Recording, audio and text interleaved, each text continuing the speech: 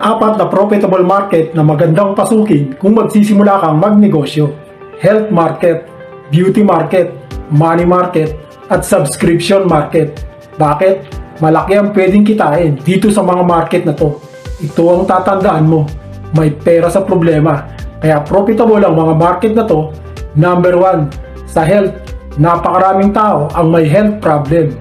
Number 2, napakarami ring tao ang may problema sa itsura at sa confident nila.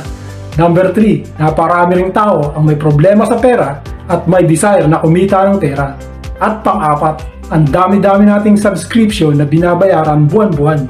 Tubig, Meralco, Netflix, internet provider at marami pang iba. Kaya minsan, problemado tayong mga tao sa monthly bill. At dahil may problema, may desire tayo at willing tayong gumastos ng pera para masolve yung mga problema. At sa totoo lang, napakalaki ng perang ginagastos ng mga tao dito sa apat na market na to. Billions of dollars. Mas malaki ang problema, mas malaki rin ang opportunity. Kahit 100 years in the future, problemado pa rin ang mga tao dito sa apat na area ng buhay.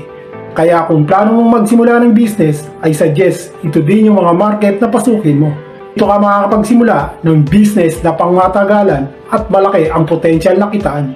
Ang kagandahan, yung apat na market na yan ay pasok sa Leap Good. Ibig sabihin, all in one.